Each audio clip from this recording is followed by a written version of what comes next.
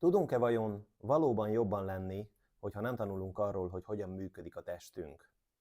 Azt vetem észre az egészségről szóló filmekben, hogy azok gyógyulnak igazán, akik nem csak a szakértőkre támaszkodnak, hanem utána mennek a pontos adatoknak. Pali, te láttad már például a Lorenzo Olaja című filmet? Igen, láttam, az interneten elérhető, nagyon tanulságos film, benne van az a szülői felelősségvállalás, hogy hogyan járnak utána igazából a legmodernebb, az akkori legmodernebb kutatási adatoknak a fiúk betegségével kapcsolatban. Tehát igazából a szülők elvégeznek egy csomó kutatómunkát, egy csomó önképzést azzal kapcsolatban, hogy mit lehet tenni a beteg gyermekük gyógyulása érdekében. Érdemtelenül kevesen látták szerintem, pedig Nick Nolte és Susan Sarandon a főszereplője, ami önmagába biztosíték lehetne a sikerre szerintem. A lényeg, hogy a gyermekük egy súlyos betegségben szenved, és az orvostudomány tétlenül áll az eset előtt, de a szülők nem törődnek bele a fiúk elvesztésébe, és utána járnak a betegségek okainak, és így a fiúk drámaian túléli az orvosok által jósolt hátralévő időt. Tehát a betegségekből való kigyógyulásnak az egyik alapvető útja az önképzés. Tehát az, hogy nézzünk utána a dolgoknak, ismerjük meg a problémánkat, ismerjük meg a betegségeket. Ne csupán az orvosokra hagyatkozzunk, mert sokkal jobban partnerek lehetünk a gyógyulásban.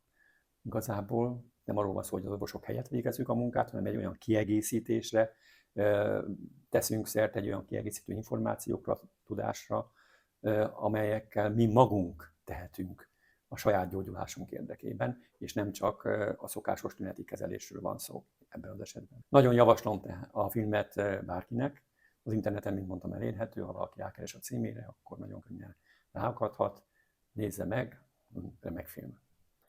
Erre azért könnyű azt mondani, hogy a film az más, ezért arra gondoltam, hogy meghívok valakit, aki közvetlen környezetemben a saját megélt betegségén keresztül tudja bemutatni a valóságot. Én Temesvári Richárd vagyok, az otthonikezelés.hu tulajdonosa, és mai vendégem Szabados Pál. Pali az élő, vagy mondhatjuk inkább, hogy a túlélő példája annak, hogy önképzéssel, türelemmel és kitartással a betegből el tudott jutni az ismeretterjesztő könyv sorozat megírásáig.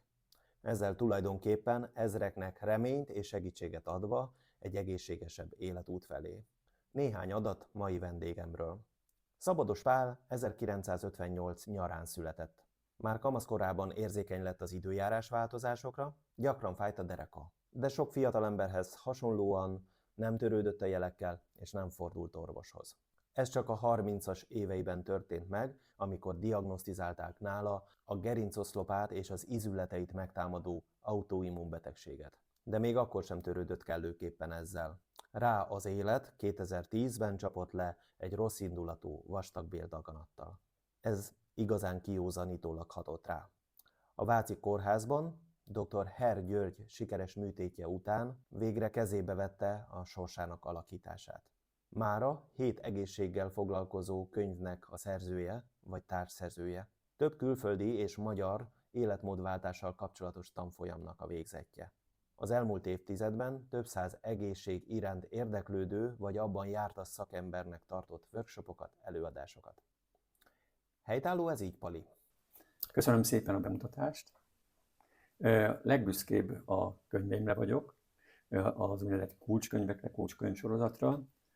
Igazából ezeknek a könyveknek a megírása már több éves kutatómunka előzte meg őket, illetve gyakorlatilag 7-8 év alatt íródtak meg, egymás után, ahogy kerültek ki a nyomdából.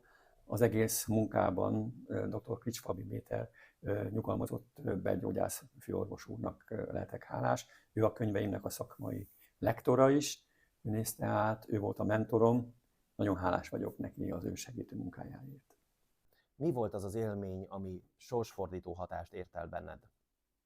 Hát igazából az a megdöbbentő tapasztalás, amikor ugyancsak az előjeleket, a tüneteket az ember magától elhesegetve, már egy olyan állapotba kerültem 2010 márciusának az utolsó hétfőjén, amely beleégett az emlékezetembe, amikor otthon fekszek az ágyon, és gyakorlatilag ugye vastagbél elszárodáson van a daganat, amelyről kiderült természetesen, hogy rossz indulatú, hát mert miért lenne más. Tehát igazából vártam arra, hogy a helyi kórházba, a Váci kórházba beszállítsanak, jöjjön a mentő, és tudom én, este 10-11 óra tájba kerültem be, és egy hétvégnap volt, mint mondtam, és szerdán volt a műtét, és ilyenkor az ember előtt, ha nem is tepereg az élete, de igencsak súlyozódnak, hogy most mi fontos, mi nem, és hogy élni kellene, és ilyenkor a kórteremben besütő napfény, a kórteremben látszódó repedésekben való szépség igazából rádöbbent az embernek az élet szépségére, hogy nem kellene még itt hagyni úgymond árnyékvilágot.